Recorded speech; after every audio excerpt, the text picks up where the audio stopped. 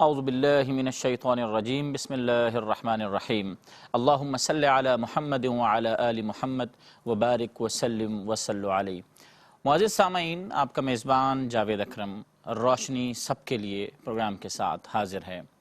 جیسے کہ آپ کے علم میں ہے کہ معاشرے میں مستقل طور پر جو ایک فکر لاحق ہے کہ ہمارا معاشرہ تنزلی کا شکار ہے، اس میں معاشرتی جرائم، معاشرتی برائیاں اور علم کا فقدان سب سے اہم ترین ہے کہ انسان کو پتہ ہی نہیں، معاشرے میں رہنے والے لوگوں کو پتہ ہی نہیں کہ وہ کس قسم کی برائیاں، کس قسم کے افعال سر انجام دے رہے ہیں۔ اسی طریقے کے جو برائیوں کا ایک پیمانہ ہے وہ بالمجموعی طور پر جو ایفیکٹ کرتا ہے وہ آپ کے جی ڈی پی پر بھی ایفیکٹ کرتا ہے۔ اس کے ساتھ ساتھ نہ صرف یہ کہ وہ آپ کے ملک کو عالمی طور پر نقصان دیتا ہوا نظر آتا ہے، بلکہ عالمی انداز سے جو قوموں کا جو ایک وقار ہوتا ہے، جو ایک معیار ہوتا ہے، وہ بھی بتدریج تنزلی کی طرف جانا شروع ہو جاتا ہے۔ جب معاشرے ان کی کردار کشی نہیں کرتے، ان کے روک تھام کے لیے کوئی اقدامات سر انجام نہیں دیتے، تو پھر مستقل طور سے ان قوموں کی برائی عالمی طور پر سنی جاتی ہے۔ جی ہاں، اسی قسم کی ایک بڑی برائی جو کہ معاشرتی طور پر کچھ لوگوں میں، کچھ معاشروں میں پائی جاتی ہے، چوری اور ڈکیتی۔ آج اسی پر ہی ہم چھوٹا سا ایک پروگرام ترتیب دے رہے ہیں، اور میرے ساتھ شرکائے محفل میں ملک کے ممتاز و معروف علماء موجود ہیں۔ اکثر و بیشتر آپ ARYQ TV پر انہیں جلوہ فروز دیکھتے ہیں۔ میرے دائیں جانب سب سے پہلے مفتی احسن نوید نیازی صاحب موجود ہیں۔ قبلہ السلام علیکم ورحمۃ اللہ وبرکاتہ۔ وعلیکم السلام ورحمۃ اللہ وبرکاتہ۔ آپ کی آمد کا بہت شکریہ۔ جی ہاں، میرے ساتھ ملک کے دوسرے ممتاز و معروف عالم دین مفتی محمد آصف صاحب موجود ہیں۔ قبلہ آپ کی آمد کے لیے بھی آپ کو خوش آمدید کہتے ہیں، اور السلام علیکم ورحمۃ اللہ وبرکاتہ۔ وعلیکم السلام ورحمۃ اللہ۔ بہت شکریہ۔ اب تعارف کے بعد میں چاہوں گا کہ جس طریقے سے تمہیداً میں نے آپ سب کے سامنے ایک مسئلہ رکھا، میں مفتی صاحب کی جانب پہلا سوال کرنا چاہوں گا۔ مفتی صاحب یہ بتائیے گا کہ چوری، ڈکیتی دو الگ الگ اصطلاحات ہیں۔ لوٹ مار میں اس کو اسلام کس نظریے سے دیکھتا ہے، نمبر 1، اور اسلام نے اس کی کس انداز سے مذمت کی ہے؟ بسم اللہ الرحمن الرحیم، صلی اللہ علیہ حبیبہ سیدنا و مولانا محمد وعلی آلہ وصحبہ وبارک وسلم۔ ماشاءاللہ۔ اللہ تبارک و تعالی نے قرآن مجید فرقان حمید برہان رشید میں ارشاد فرمایا وَلَا تَأْكُلُوا أَمْوَالَكُمْ بَيْنَكُمْ بِالْبَاطِلِ، اور آپس میں ایک دوسرے کے مال ناحق طریقے سے نہ کھاؤ، باطل طریقے سے نہ کھاؤ۔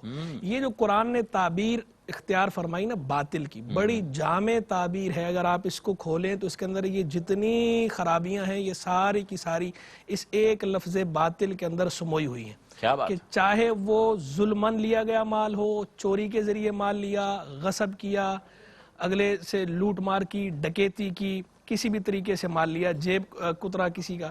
اسی طرح وہ طریقہ کہ ظلم تو نہیں کیا، لیکن طریقہ ایسا اختیار کیا کہ وہ طریقہ ناجائز تھا، مثلا جو ہے وہ ربا لیا، سود لے لیا، رشوت لے لی، اور کسی طریقے سے کوئی چیز کسی کی ہتھیا لی، تو یا کوئی ایسا طریقہ اختیار کیا بیع کے اندر، خرید و فروخت کے اندر، یا دیگر کسی ایگریمنٹ کے اندر کہ جو خلاف شرع تھا، وہ سارے کے سارے امور اس کے اندر آ گئے۔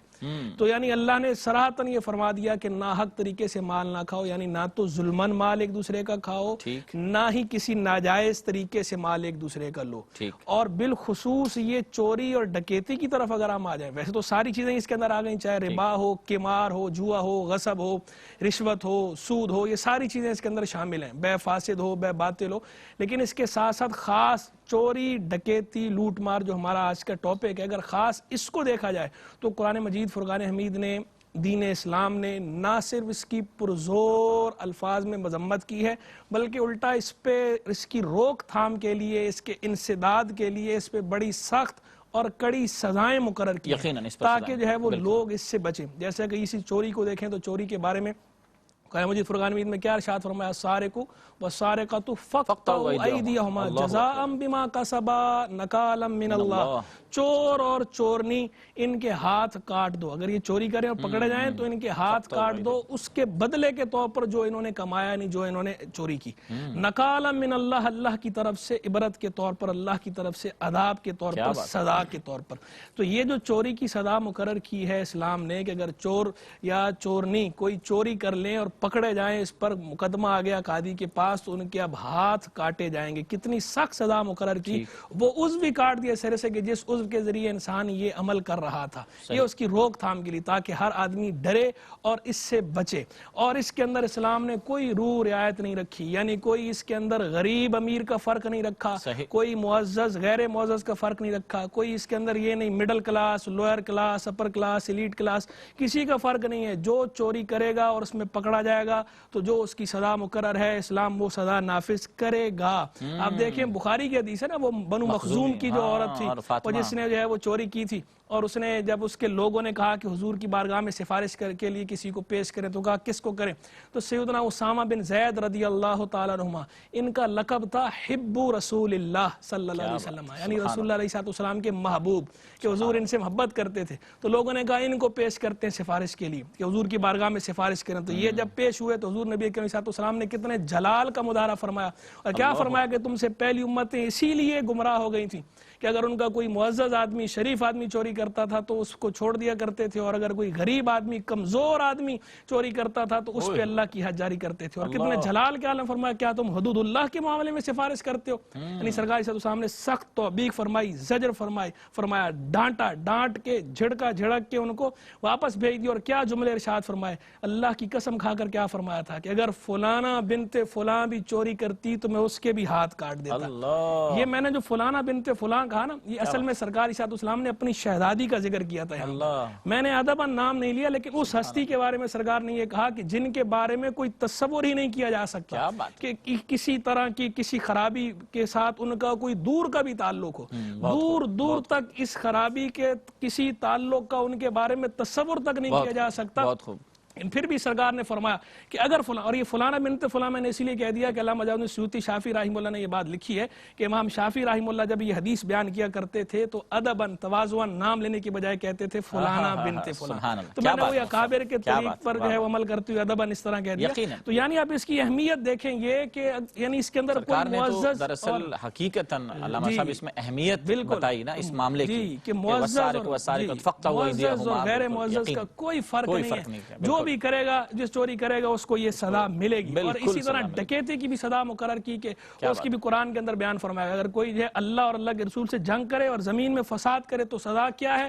فرمایا سزا یہ ہے کہ اسے یا تو قتل کر دیا جائے یا سولی پہ لٹکا دیا جائے یا جو ہے ان کے ہاتھ اور پاؤں مخالف سم سے کاٹ دیے جائیں یا جلا وطن کر دیا جائے. ذالک لہم خزی فی الدنیا، یہ ان کے لیے دنیا میں رسوائی ہے. یعنی یہ ڈکیتی کرنے والی کی یہ سزا مقرر فرمائی. لیکن یہاں یہ بات ضرور میں مینشن کروں گا کہ یہ جتنی بھی سزائیں ہیں یہ نافذ کرنا حکومت وقت کا کام ہے، عوام کو قانون ہاتھ میں لینے کی اجازت نہیں. بالکل صحیح، بالکل صحیح. کافی تفصیلی علامہ صاحب نے اس پر ارشاد فرمایا چوری اور ڈکیتی کے حوالے سے اور مختلف سزاؤں کے حوالے سے.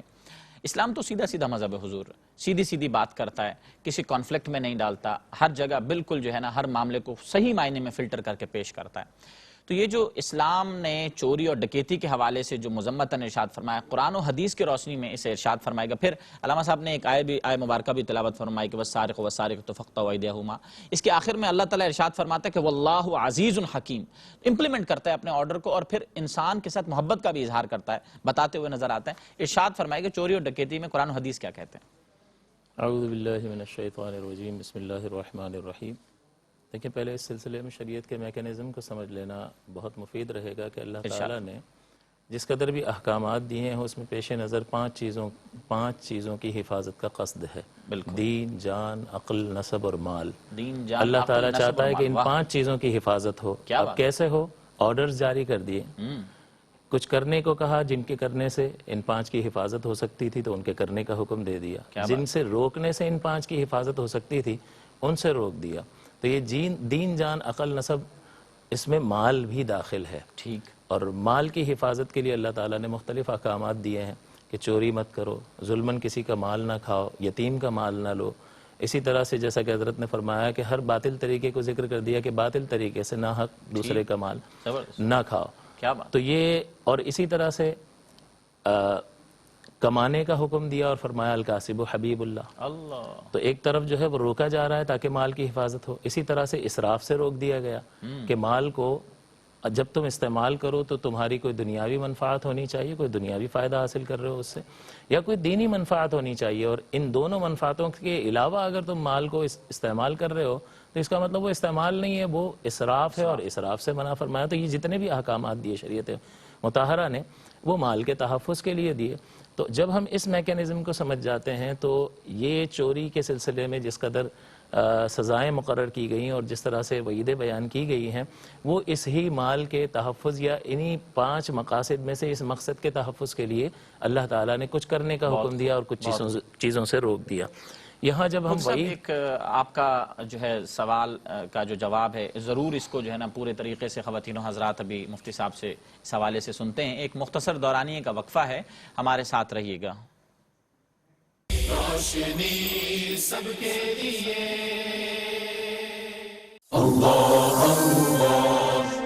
وننزل من القرآن ما هو شفاء ورحمة للمؤمنين ولا يزيد الظالمين إلا خسارا۔ قرآن باعث شفا ہے، اور ہم قرآن میں وہ چیز نازل فرماتے ہیں جو مومنین کے لیے شفا اور رحمت ہے، اور ظالموں کے لیے سوائے نقصان کے اور کچھ زیادتی نہیں ہوتی۔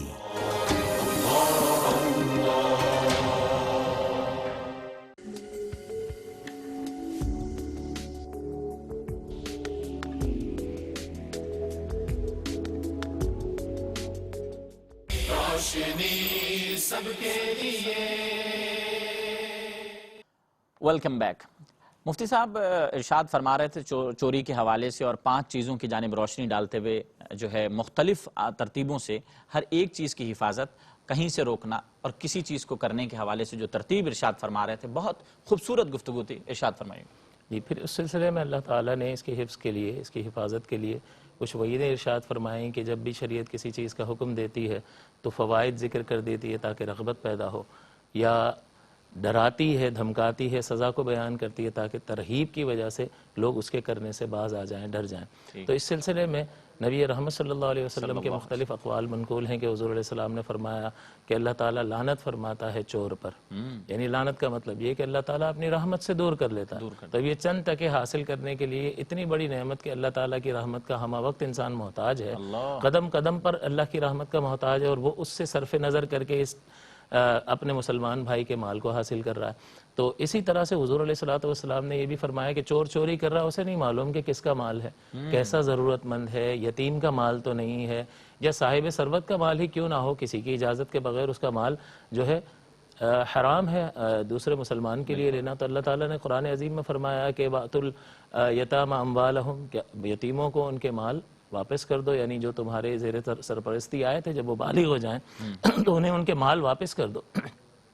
وَلَا تَتَبَدَّلُوا الْخَبِيثَ بِالطَّيِّبِ، اور خبیث کو یعنی خراب مال کو ان کے اچھے مال سے بدل نہ لو۔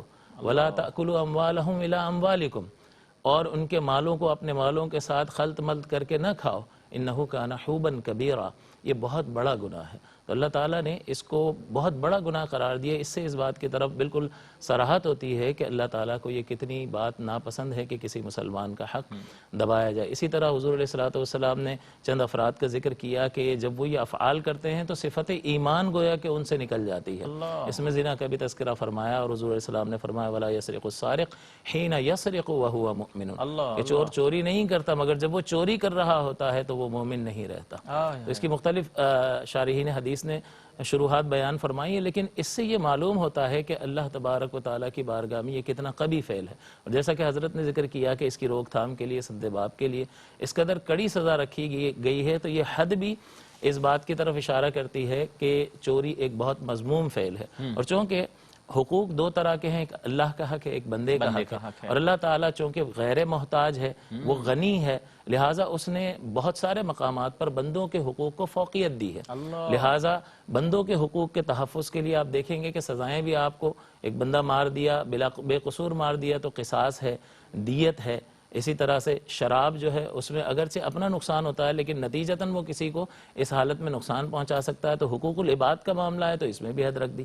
اسی طرح سے یہ چوری کا جو مسئلہ ہے اس میں بھی اللہ تبارک و تعالیٰ نے حد اس لیے رکھی ہے کہ مسلمان کی حق تلفی ہو رہی ہے۔ اسی طرح جو لوگ دوسروں کا مال چھینتے ہیں، چوری کرنا تو یہ ہے کہ کسی نے حفاظت کے ساتھ کوئی مال رکھا ہو اور خفیہ طریقے سے اس کو لے لینا، یہ چوری کہلاتا ہے۔ لیکن ڈاکہ یہ ہے کہ سر عام جو ہے، جس طرح سے گن پوائنٹ پہ موبائل وغیرہ چھن جاتے ہیں اور دیگر بھی وارداتیں ہوتی ہیں، تو یہ کھلے عام اگر جو واردات کی جاتی ہے اور جان لے بھی لی جاتی ہے اور جان چلی بھی جاتی ہے، تو اس میں حضور نے یہ فرمایا کہ اگر کوئی ڈاکو ڈکیتی کی واردات کرتے ہوئے اگر مارا جائے تو اس کی نماز جنازہ نہیں پڑھی جائے گی۔ تو اس لیے توجہ طلب امر یہ ہے کہ ہمیں غور کرنا چاہیے کہ اگر کوئی شخص اس فعل قبیح میں مبتلا ہے تو ان وعیدات پر اور آخرت کے انجام پر اگر وہ غور کرے گا تو انشاءاللہ اس کا قلب جو ہے وہ اس طرف مائل ہوگا کہ وہ ان چیزوں سے باز آئے۔ بہت خوب خواتین حضرات، کس قدر عمدہ گفتگو، اور سرکار دو عالم صلی اللہ علیہ وسلم کس طریقے سے معاشرے کی ترتیب بیان کرتے ہوئے اور معاشرے کا حسن برقرار رکھنے کے لیے جو احکامات جاری فرماتے ہوئے نظر آ رہے ہیں، یہ دین اسلام کی ہی تو خوبصورتی ہے، یہ دین اسلام کا ہی تو اعتدال ہے جو زمانے میں ایک باوقار طریقے سے آج بھی جو اسلام کے قوانین ہیں وہ ممتاز اور عالمی نظر آتے ہیں ہر انداز سے۔ علامہ صاحب ارشاد فرمائیے گا کہ ہر طرف بے روزگاری ہے، مایوسی کا سما ہے، کیا آیا مطلب اب ایسا کر لینا چاہیے کہ لوگ جو ہے مطلب وہ چوری کرنے کو جائز سمجھ لیں؟ دیکھیں، جتنے بھی حالات برے ہو جائیں ان حالات کے اندر جو حدود اللہ ہیں یہ معطل نہیں کی جا سکتی، ٹھیک، ایک بات۔ دوسری بات یہ ہے کہ پہلے آپ یہ دیکھ لیں کہ جو بھی بندہ ہوتا ہے، انسان ہوتا ہے، اس کے جو تعلقات ہیں وہ تعلقات تین طرح کے ہوتے ہیں۔ ایک ہوتا ہے تعلق بالنفس، اپنے نفس کے ساتھ، اپنی ذات کے ساتھ تعلق۔ دوسرا ہے تعلق باللہ، تعلق مع اللہ، اللہ کے ساتھ تعلق۔ تیسرا ہے تعلق بالخلق، تعلق مال خلق، مخلوق کے ساتھ تعلق۔ اب ایک بندہ مومن کو حکم یہ ہے کہ ان تینوں تعلقات کو درست رکھنا ہے۔ اپنی ذات کے ساتھ تعلق بھی درست ہونا چاہیے، اللہ کے ساتھ بھی تعلق درست ہونا چاہیے، اللہ کی مخلوق کے ساتھ بھی تعلق درست ہونا چاہیے۔ تینوں تعلقات میں کسی قسم کی کوتاہی کو شریعت معاف نہیں کرتی، قابل مواخذہ قرار دیتی ہے، قابل گرفت قرار دیتی ہے۔ تو اب یہ چوری ڈکیتی اور لوٹ مار کو دیکھیں تو یہ ان تینوں تعلقات کو خراب کرتی ہے۔ سب سے پہلا تو واضح ہے تعلق مال خلق، تو سیدھا سیدھا بگڑ رہا ہے کہ آپ نے اگلے کا مال نہ حق طریقے سے لے لیا، باطل طریقے سے لے لیا، زور زبردستی سے چوری کی آپ نے، یا ڈکیتی کی، لوٹ مار کی، جس سے قرآن نے صراحتاً منع کیا تھا، حدیث میں صراحتاً منع کیا گیا تھا۔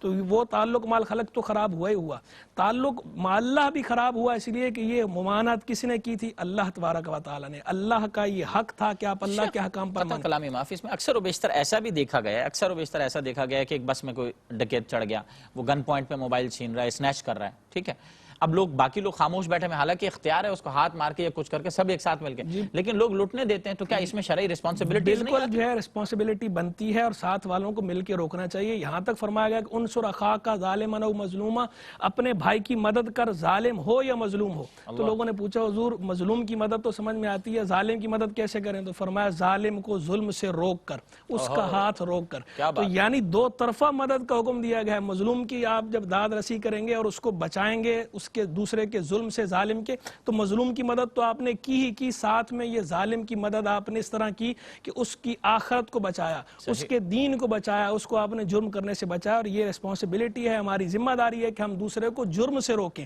اور یہ ہمارے اس طرح کے رویے کی وجہ سے ہی جرائم فروغ پاتے ہیں کہ جب کوئی آواز نہیں اٹھاتا، کوئی نہیں روکتا، تو لوگ دیدہ دلیر ہو جاتے ہیں، انہیں پتہ چل جاتا ہے کہ اب کسی نے کچھ کرنا تو ہے نہیں، تو اس لیے وہ جرأت کے ساتھ بڑی دیدہ دلیری سے یہ کرتے نظر آتے ہیں، دن دہاڑے لوٹ لیا کرتے ہیں بھرے مجمع کے اندر، علی رؤوس الاشہاد جسے کہا جاتا ہے ہماری عربی کے اندر، کہ علانیہ بھرے مجمع کے اندر اگلے لوٹ کے چلے جاتے ہیں، اگلے سے موبائل سنیچ کر لیا، گاڑی چھین لی، بائک چھین لی، یا جیسے آپ بس کا کہہ رہے ہیں کہ بس کے اندر گئے اور اگلوں سے پیسے چھین لیے، اس طرح کی چیزیں یہ سر عام آج کل ہو رہی ہیں۔ عام ایک معاشرے میں ہو چکا ہے، کوئی اے ٹی ایم جاتا ہے تو وہ اے ٹی ایم میں محفوظ نہیں ہے، کوئی بندہ باہر بات کرنے چلا گیا، آج کل تو ویسے ہی اوپن انوائرمنٹ کی بات ہے، ٹھیک ہے، کوئی ٹیلی فون کرنے کے لیے باہر چلا گیا تو اس کا فون محفوظ نہیں ہے، اس کی جیب محفوظ نہیں ہے، یعنی ہر انداز۔ اچھا، ٹیکنالوجی وائز بھی چوری کا انداز بدل گیا ہے سرکار. یعنی ایسی صورتحال ہو چکی ہے فی زمانہ کہ اب تو آپ کے جو ہے اکاؤنٹس سیو نہیں ہیں, آپ تو آپ کے تھمب امپریشنز سیو نہیں ہیں, یعنی آپ کی چوری جو ہے وہ ڈیجیٹلائز ہو گئی ہے. یعنی اس انداز سے چوری کو فروغ پایا گیا ہے کہ یہ ایک فن کے طور پہ, ایک بزنس کے طور پہ مارکیٹ میں جو ہے باقاعدہ نظر آتی ہے. ہم مفتی صاحب کی جانب سوال رکھتے ہیں. مفتی صاحب, اکثر و بیشتر دیکھا گیا جیسے کہ علامہ صاحب نے ارشاد فرمایا کہ اب لوگ اس کو مطلب مذاق لیتے ہیں, مطلب ان کو گناہ سمجھتے ہی نہیں ہیں. حالات و واقعات کے اندر ایسا ہے کہ فی زمانہ ترتیبیں بدل گئی ہیں, لوگ ویل سیٹلڈ ہیں, اس کے باوجود بھی ان گناہوں سے باز نہیں آ رہے, ان غلطیوں سے, اس چوری سے, اس برے فعل سے باز نہیں آ رہے. کیا اس کا حل کیا ہے آخر؟ دیکھیں, اس کا حل تو یہ ہے کہ ہمیں غور کرنا چاہیے کہ اس کے اسباب کیا ہیں. اگر آپ ان ریزنز کو اور ان اسباب کو روک دیں تو اس طرح کے افراد پیدا ہونا بند ہو جائیں گے. یہ افراد وہ تو نہیں ہیں جو درخت پر اگائے اور اچانک معاشرے میں آ گئے, گھروں سے آئے تھے. تو گھر پہ ہی اور ہیو نوٹ کی جنگ کا درس دیا جاتا ہے کہ بیٹا مال حاصل کرو چاہے جس طریقے سے بھی ہو. اور اگر بالفرض کسی طریقے سے گھر والے جو ہیں وہ اس چیز میں, حضور عزت والا وہی ہے جس کے پاس مال زیادہ ہے. یہ تصور اللہ معاف پیدا کرے کر کہ دیا گیا. اب معاشرے میں یہ ہو گیا, لوگوں کے اندر جو ہے وہ کمپیٹیبلٹی فیکٹر اس طریقے سے آگے کہ جس پر گاڑی اچھی وہی زیادہ عزت دار ہے. دیکھیں, یہ سبب یہ ہے کہ شروع سے اللہ تعالیٰ کی رضا پر راضی رہنے کا ذہن نہیں دیا جاتا. حضور نے فرمایا قلم لوگوں کی روزی لکھ کر خشک ہو چکا ہے, اب کسی کا تقوی اور پرہیزگاری نہ اس میں اضافہ کروا سکتا ہے اور نہ ہی کسی کا فسق و فجور کمی کروا سکتا ہے. تو یہ تو والدین کی ذمہ داری ہے کہ وہ ابتداءً ہی اپنی اولاد کی ایسی تربیت کریں کہ انہیں اللہ کی ذات پاک پر بھروسہ ہو کہ میرے اس وجود کو قائم رکھنا اللہ تعالیٰ نے ذمہ لیا ہے. پھر وجود قائم رکھے گا تو کیسے رکھے گا, اس کی ضرورت کو پورا فرمائے گا, اور مجھے دشمنوں سے اور نقصانات سے بچائے گا تو تحفظ ہو گیا. اب یہ توکل کس طرح سے حاصل ہوگا کہ اس بات کا یقین کامل ہو کہ اللہ تعالیٰ نے میری ضرورت پوری کرنے کا ذمہ, وہ میرا ضامن ہے, وہ میرا وکیل ہے, اور وہ کیسا ہے, اس کا علم کامل ہے, اور اس کی قدرت پاورز اس کے پاس ایسی ہیں کہ اس کی پاورز کے سامنے کوئی نہیں آ سکتا, تو وہ میری ضرورت کو پورا کر سکتا ہے, اور ہر نقص اور عیب سے پاک اور صاف ہے. نہ وہ بھولتا ہے, نہ وعدہ خلافی کرتا ہے, اور نہ ہی اگر اس سے کوئی طاقتور ہے ہی نہیں کہ اس کے سامنے آ جائے, اور اگر وہ میری مدد کرنا چاہے تو وہ طاقتور اس کو عاجز کر دے. تو یہ تین چیزیں جب ہمہ وقت انسان کے ذہن میں مستحضر رہیں گی تو پھر اس کا توکل اور بھروسہ ذات باری تعالیٰ پر بڑھ جائے گا کہ اس نے ضمانت لی ہے, اور وہ کمال علم سے متصف ہے, کمال قدرت سے متصف ہے, اور ہر عیب سے پاک و صاف ہے, لہٰذا بس ٹھیک ہے وہ میری ضرورت کو پورا کرے گا. تو اللہ کی تقسیم پر مطمئن رہنے کا ذہن گھر سے ملے گا تو بچہ مطمئن ہوگا, وہ سیکھے گا. اسی طرح پھر ہمارے معاشرہ, اس معاشرے میں کون سے لوگ رہتے ہیں, ہر طرف جو ہے وہ چور بازاری جو ہے عام ہے کہ ہر آدمی تیار بیٹھا ہے کسی کو دھوکہ دینے کے لیے. تو یہ بھی جب ہم چیزیں دیکھتے ہیں تو اگر گھر سے تربیت ہوگی تو باہر جا کر بگڑ جاتا ہے کہ اس صحبت کی وجہ سے کہ سب دیکھو ایک ہی طرف دوڑ رہے ہیں, ہیو اور ہیو ناٹ کی جنگ ہے کہ بس حاصل کر لیا جائے. چیک برقرار نہیں رہ پائے نا. اصل میں مسئلہ یہ ہے کہ اکاؤنٹیبلٹی اس وقت ہو سکتی ہے کہ جب میں جو کال کہہ رہا ہوں اسے عملاً اہمیت بھی دے رہا ہوں. اپنے بچے کو کہوں جھوٹ نہ بولنا, نماز پڑھنا, اور خود ہی نماز قضا کر رہا ہوں یا جھوٹ بول رہا ہوں, تو پھر یہ منتقل نہیں ہو سکتا. You will have to do it yourself. آپ کو اپنے طور پر بھی اس کو کرنا پڑے گا, اور پھر یہ کر کے ہی آپ اپنے قول کی اہمیت کو واضح کر سکتے ہو کہ دیکھو جو کہہ رہا ہوں وہ کر کے بھی دکھا رہا ہوں, لہٰذا یہ منتقل نہیں ہوتا. تو پھر ایسا معاشرہ, تو ظاہر سی بات ہے کہ یہ وہ اسباب ہیں کہ گھر سے تربیت ہو, اللہ کا خوف پیدا کیا جائے کہ اللہ ملاحظہ فرما رہا ہے, وہ جس وقت چاہے گا گریز فرما لے گا, اور اسی طرح سے معاشرہ, گھر سے ہی معاشرے بنتے ہیں, تو یہ اسباب منقطع ہو جائیں گے تو اس کا حل سامنے آ جائے گا. بہت خوب, بہت خوب. یعنی مطلب مفتی صاحب کی اس بات سے میں نے جو کلام اخذ کیا, جو بات اخذ کی کہ علامہ صاحب یہ فرمانا چاہ رہے ہیں کہ معاشرے میں جو اکاؤنٹیبلٹی فیکٹر ہے, والدین کو ایک فلٹر چیک لگانا چاہیے کہ کیوں میرے بیٹے کی, میری بچی کی عادات میں تبدیلی آ رہی, کیوں ان کے پاس بڑی بڑی چیزیں یکدم آنا شروع ہو گئی, ہمارے وسائل تو ایسے نہیں ہیں. ان چیزوں پر فکر پیدا کریں. ہمارے ساتھ رہیے, ایک مختصر سا وقفہ ہے, حاضر ہوتے ہیں اس مختصر سے وقفے کے بعد. Welcome back. خواتین و حضرات, جیسا کہ وقفے پہ جانے سے قبل جو بات تھی وہ بہت اہم ترین یعنی رخ اختیار کر چکی ہے کہ ہم عوامی طور پر بھی اخلاقی معیارات کو دیکھیں, ہم اکاؤنٹیبلٹی چیک کی جانب بڑھیں, ہم دیکھیں کہ ہماری شخصیتوں میں کن چیزوں کی جانب رجحانات ہیں. ہمارے کلام میں چوری ہے, ہمارے علم میں, ہماری لکھت میں چوری.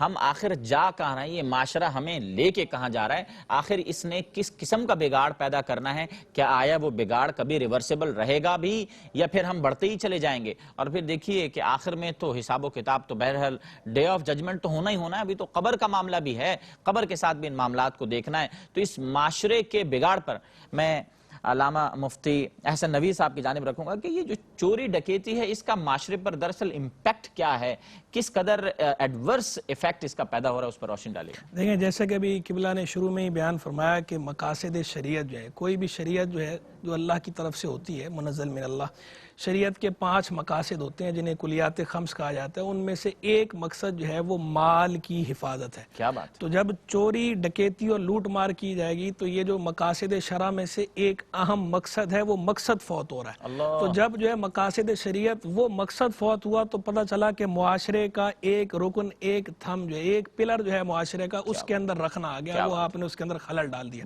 ایک تو بہت بڑا اثر اس کا یہ ہے. دوسرا اثر یہ ہے کہ دیکھیں اس طرح لوٹ مار سے, چوری ڈکیتی سے معاشرے میں انارکی پھیلتی ہے. ہر بندہ اپنے آپ کو انسیکیور فیل کرنا شروع کر دیتا ہے. جب لوگ اپنے آپ کو انسیکیور فیل کرتے ہیں تو انسیکیور فیل کرنے کی وجہ سے وہ اپنی جو صلاحیتیں جو ملک و ملت کو فائدہ پہنچا سکتے ہیں وہ اس طرح کا فائدہ نہیں پہنچا سکتے. دوسرا اثر اس کا جو ہے یہ بھی پڑتا ہے کہ جو باہر سے آنے والے لوگ ہیں جنہوں نے سرمایہ کاری کرنی ہوتی ہے, وہ انہیں جب یہ لگتا ہے کہ یہ ملک سیکیور نہیں ہے تو وہ یہاں اس ملک کے اندر جو ہے سرمایہ کاری نہیں کرتے. آج کل ہمیں اسی چیز کا ہمارا جو خزانہ, جو بار بار ہم کہتے ہیں نا خزانہ خالی ہے, خزانہ خالی ہے, تو جو ہمیں بہت جی تو یہ اس وجہ سے بڑا جو ہے وہ نقصان ہوتا ہے. تو یہ ایک بہت بڑا نقصان ہے. اور آج کل کا جو معاشرہ ہے آپ دیکھیں یہاں کبھی بھی کسی بھی معاشرے کو آپ ایک اکائی یونٹ کے طور پہ نہیں دیکھ سکتے. دنیا گلوبل ولیج بن چکی ہے تو آپ لنک اپ ہیں, کبھی آپ پوری دنیا سے کٹ کے الگ سے زندگی نہیں گزار سکتے. تو آپ کے تعلقات جو ہیں وہ دوسری دنیا کے ساتھ بھی ٹھیک ہونے چاہیے. صرف آپ اندرونی سطح بھی مضبوط نہ ہوں, بیرونی سطح پہ بھی آپ کو مضبوط ہونا چاہیے.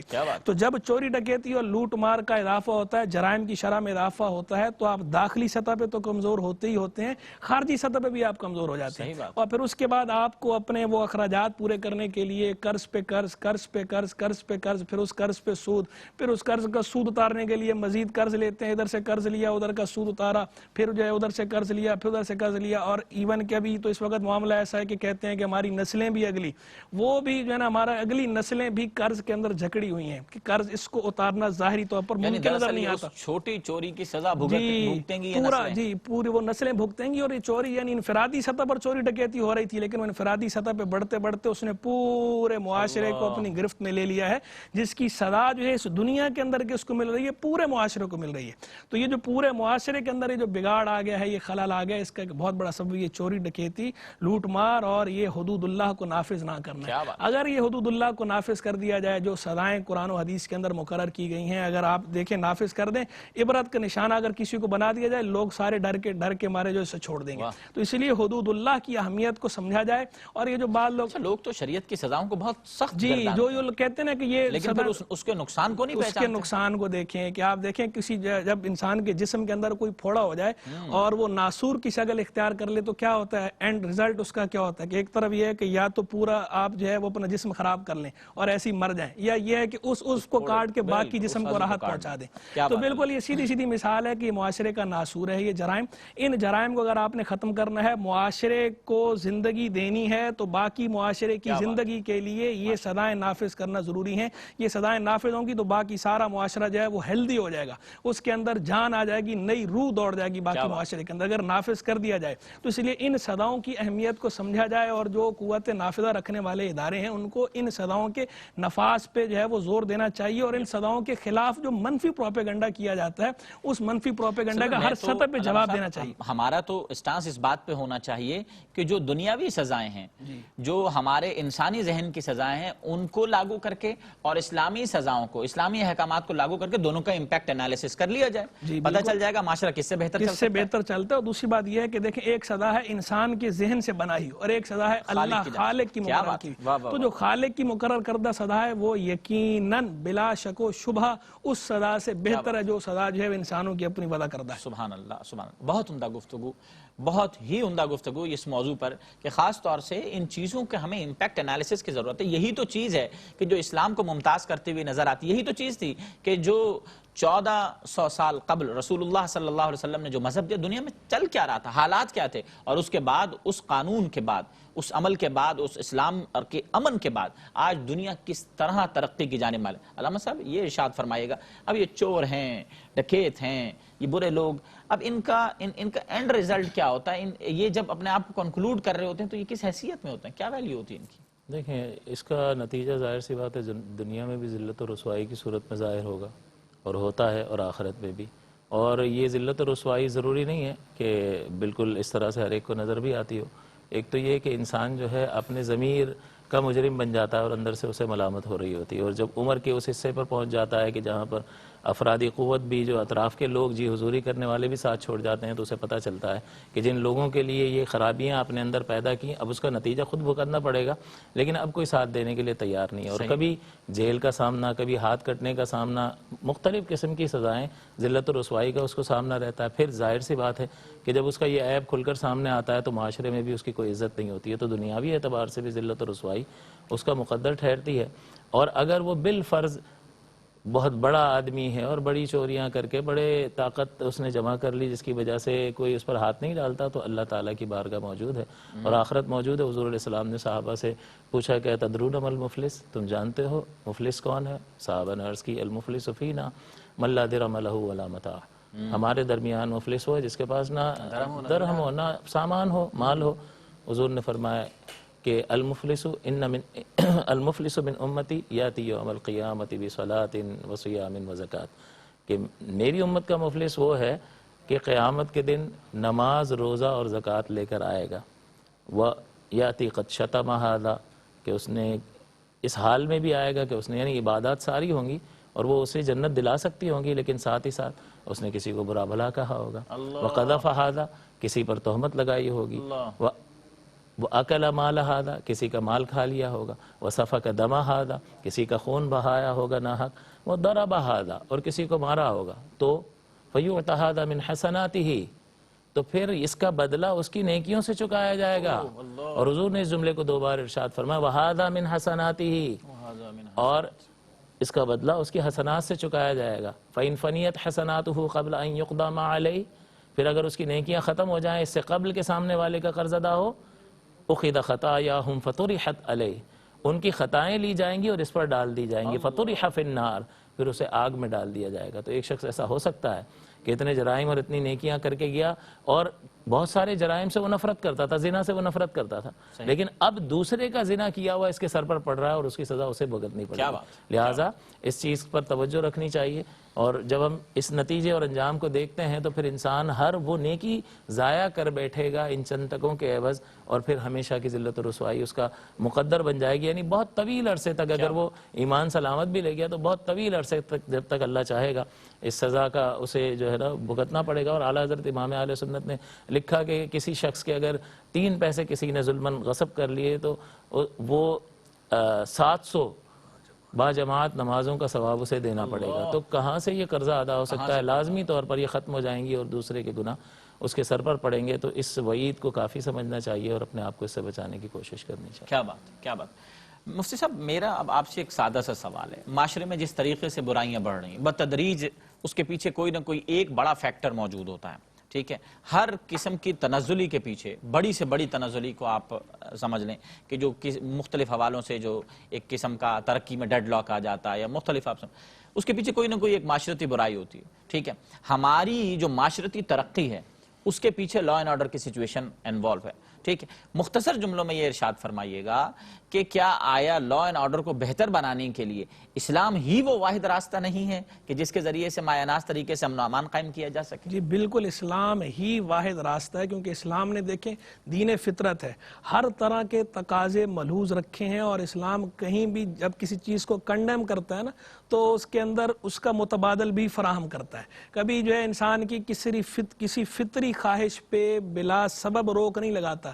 جہاں کہیں کسی فطری خواہش پہ اگر روک لگائی ہے تو ساتھ میں اس کا متبادل بھی اسے فراہم کیا گیا ہے. تو اس لیے اسلام ہی یہ واحد راستہ ہے. اور اگر جب تک یہ بات دلوں میں ہمارے راسخ نہ ہو جائے کہ اللہ تبارک و تعالی کے حضور ہم نے حاضر ہو کر جواب دہی کرنی ہے اور اللہ کے ساتھ اپنے تعلق کو مضبوط کرنا ہے, اس وقت تک ہم ان برائیوں سے نہیں بچ سکتے. سب سے بڑا فیکٹر برائیوں کو بچانے والا یہ ہے کہ بندہ یہ خیال کر لے کہ اللہ مجھے دیکھ رہا ہے. جب بندے کے دل میں, قلب میں, خیال میں یہ چیز راسخ ہو جائے گی کہ اللہ مجھے دیکھ رہا ہے تو برائیاں خود بخود ختم ہو جائیں گی. کوئی برائی بندہ کر ہی نہیں سکتا کہ جب اس کے دماغ میں مسلسل یہ خیال ہو کہ اللہ مجھے دیکھ رہا ہے. کیا بات, کیا بات.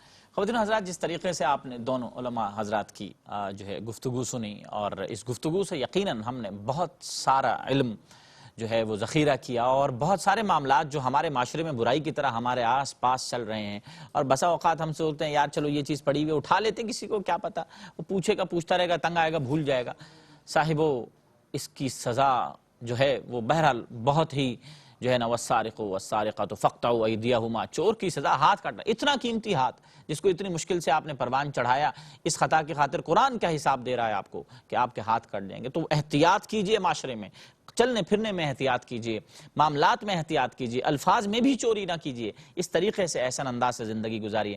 میں اپنے معزز مہمانان گرامی کا مشکور ہوں کہ اس خوبصورت ایوان کو سجانے میں بہت ہی معاون کار ثابت ہوئے. مفتی احسن نوید نیازی صاحب, آپ کی آمد کا, آپ کے کلام کا بے پناہ شکریہ. مفتی محمد آصف صاحب, آپ سے گفتگو میں بھی بہت مزہ رہا, اور آپ کی آمد کا بھی بے پناہ شکریہ. معزز خواتین و حضرات, اس کے ساتھ ہی اپنے میزبان ڈاکٹر جاوید اکرم کو اب تک کے لیے اجازت دیجیے گا. اللہم صلی علی محمد وعلی آل محمد. السلام علیکم ورحمۃ اللہ وبرکاتہ.